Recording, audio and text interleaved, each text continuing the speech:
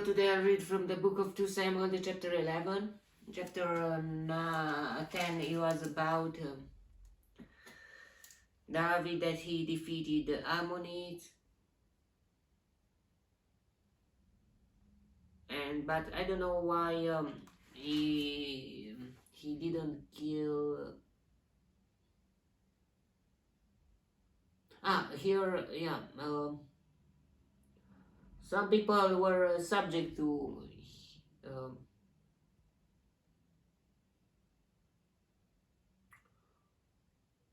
or they made peace with the Israelites and became subject to them, but so,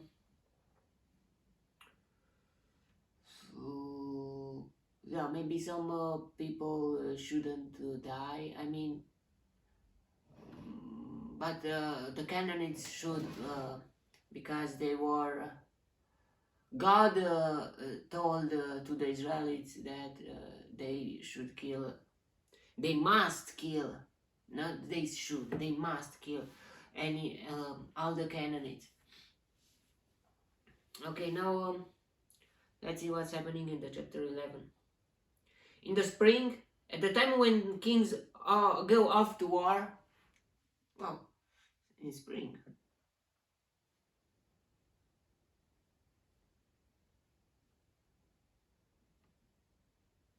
I don't know why Russia started a war with Ukraine in February 2022. Here it says in spring, because yeah, it was very cold and it's not easy for anyone. I mean, for no one. I don't know why.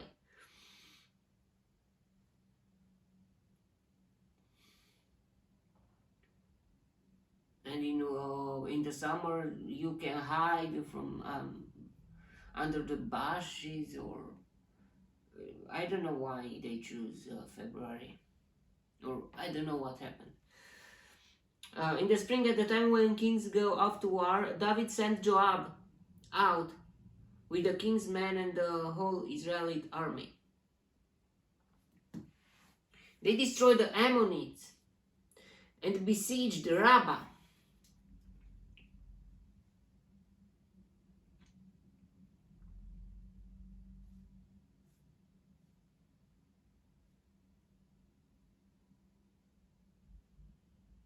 But David remained in Jerusalem. Is it okay? I mean, that your soldiers to put their lives on a stake? I mean, and you to stay at home. Yeah, but David had lots of wars. Maybe he was tired. Maybe he wanted to rest a bit, or I don't know. I mean, even if in some wars we will see that the Joab or other people say to David that he should not go in the battlefield, because if they lose him, the uh, the leadership will be gone. I mean, and yeah. But David remained in Jerusalem. One evening, David got up from his bed and walked around on the roof of the palace. Yeah, but you cannot be like that. I mean, they are going to war. You should be like, God, please help them. God, please. Yeah, but if all your life is like that, I mean, war here, war today, war tomorrow, war yesterday, war. You get used to it, and I don't know.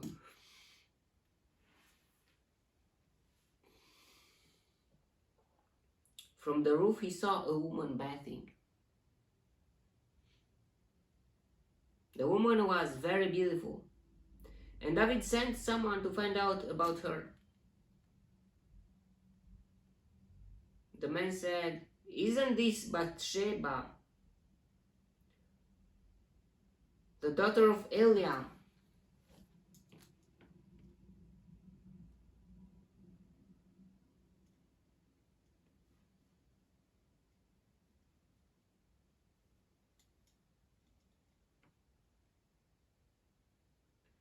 And the wife of Uriah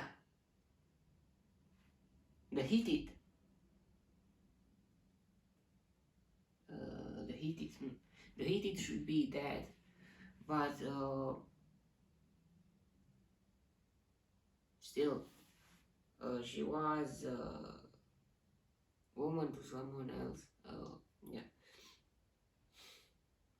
Then David sent messengers to get her. If you should know that about that, you should say, is it a wife to someone? Okay, I cannot get involved, or I don't know. But David didn't give up. Then David sent messengers to get her. She came to him and he slept with her. Wow. She had purified herself from her uncleanness. Because she was bathing her. She was clean, even if maybe it was the period of that her period. Then she went back home. The woman conceived and sent word to David saying, I am pregnant. Wow. Why? Because God cannot stay just... God didn't like that. So David sent this word to Joab. Send me Uriah the Hittite. And Joab sent him to David. When Uriah came to him, David asked him how Joab was, how the soldiers were, and how the war was going. Then David said to Uriah, go down to your house and wash your feet. So Uriah left the palace, and the gift from the king was sent after him. But Uriah slept at the entrance to the palace with all his master's servants and did not go down to his house. Why?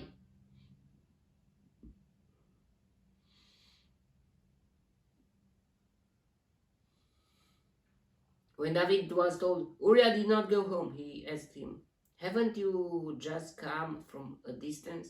Why didn't you go home? Uriah said to David, the ark and Israel and Judah are staying in tents, and my master Joab and my lord's men are camped in the open fields. How could I go to my house to eat and drink and lie with my wife?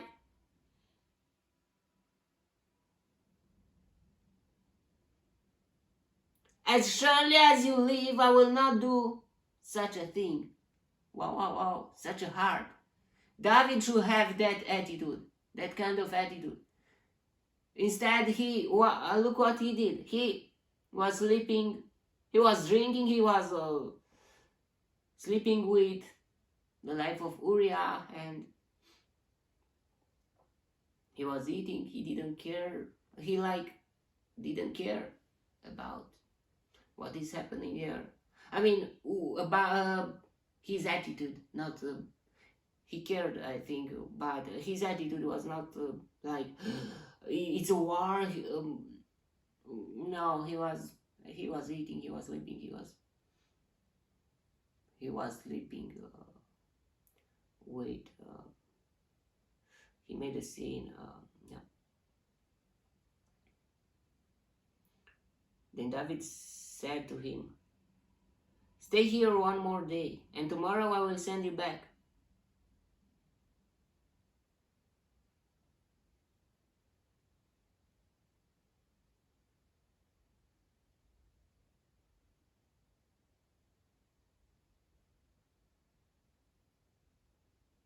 But how many months? I am pregnant. How many months it passed until this happened? Here it's just a few phrases, but it took few months.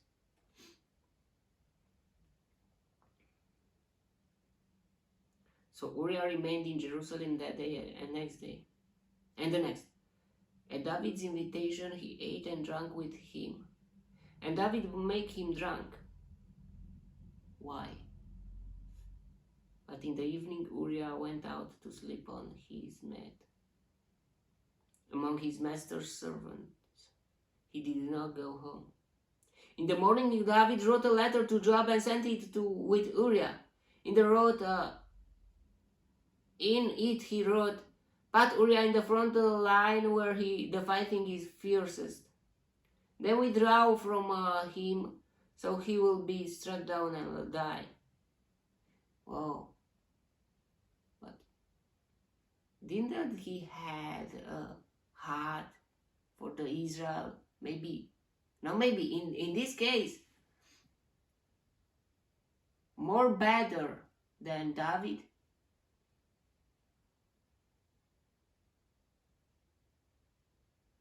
But because of Bathsheba, he wanted to kill him. So while Joab had the city under siege, he put Uriah at a place where he knew the strongest defenders were. Joab did not listen to David. Did the opposite. When the men of the city came out and fought against Joab, or I don't know, I don't understand the phrase. Did he listen to David or not?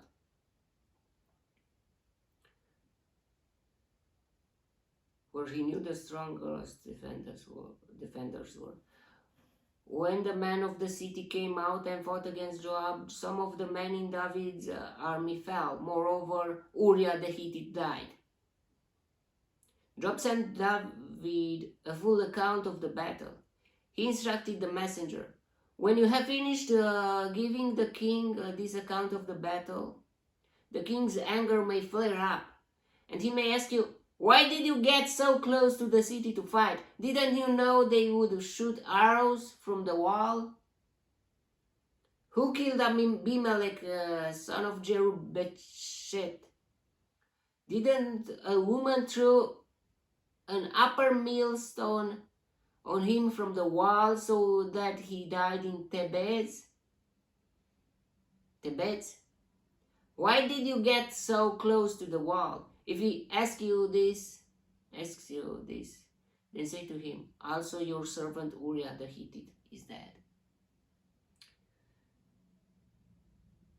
Even Joab knew about wars. He put in danger his army to listen to David. I think it was something like that.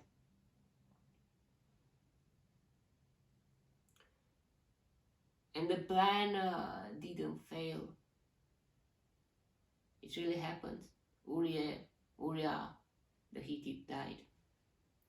The messengers set out, and when he arrived, he told David everything Joab had sent him to say.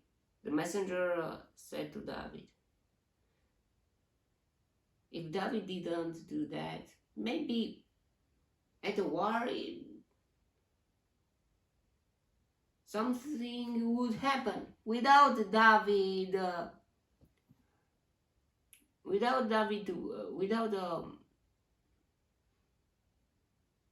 David involving in this crime, and it wouldn't be a crime anymore.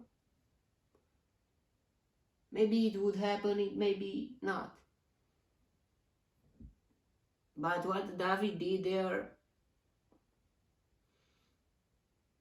it was not okay. God didn't like it.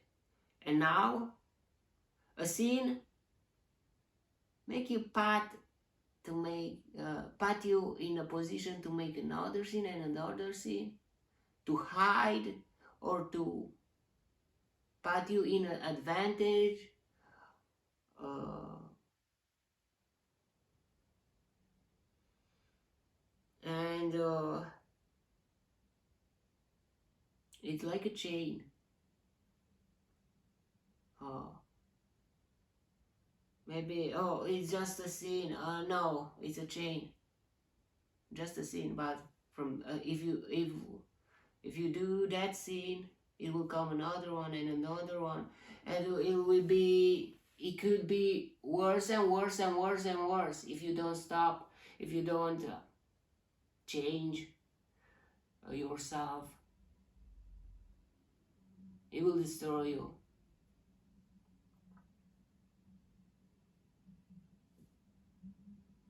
The messenger set out, and when he arrived, he told David everything Joab had sent him to say. The messenger said to David, "The men overpowered us and came out against us in the open, but we drove them back to the entrance to the city gate. The archers shot arrows at your servants from the wall, and some of the king's men died." He should stop to see the reaction, but he say everything. "Moreover, your servant Uriah the Hittite is dead." David told the messenger, "Say this to Joab, don't let this upset you. The sword devours one as well as another. Press the attack against the city and destroy it. Say this to encourage Joab." When Uriah's wife heard that her husband was dead, she mourned for him. And let's see, David loved her or not. I mean, he killed her husband just to have her as as wife. It's a bit weird. I mean, yeah.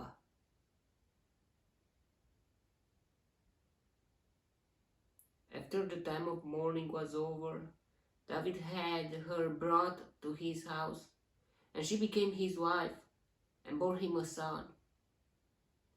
But the thing David had done displeased the Lord.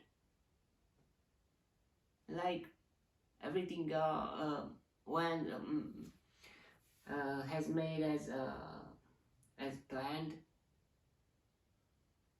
but is it okay?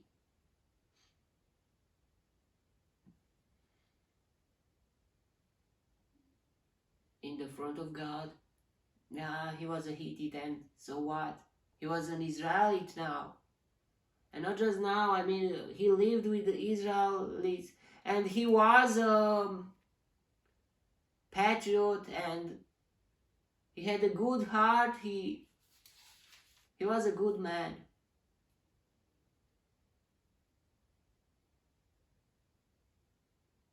But David didn't care. Look what happens. Look what he did.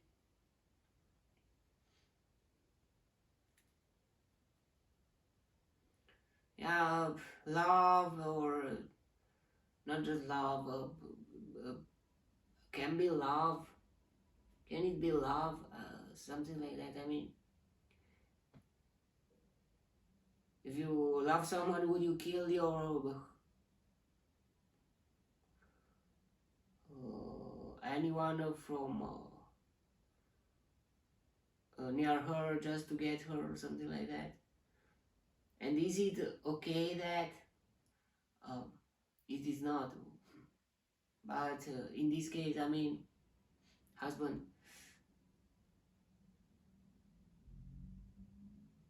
was not okay. I mean, David could have any girl he wanted, but why? And he had wives, lots of wives. He wasn't alone, and that woman, she was a woman, and she was married. and he killed her husband.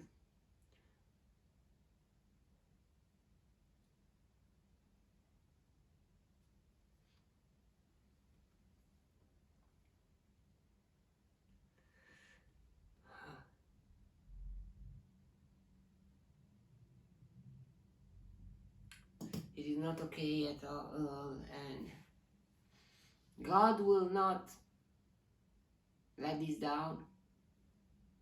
He will punish David. We will see in the next chapter.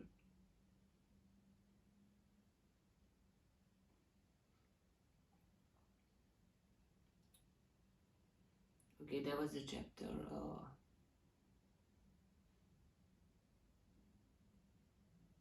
We must never fall in traps like that. I mean, the Israelis went to the war and he lay down and made a scene.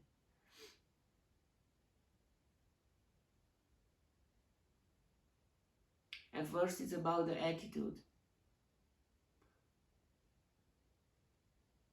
And because of the attitude, things could have changed.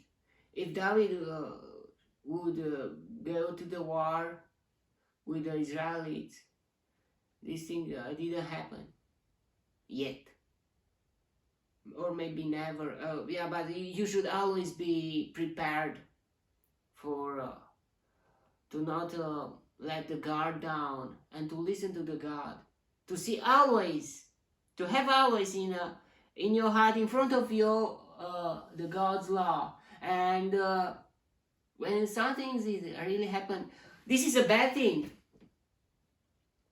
Oh, this is a good thing, or I don't know. You should be aware. You should be always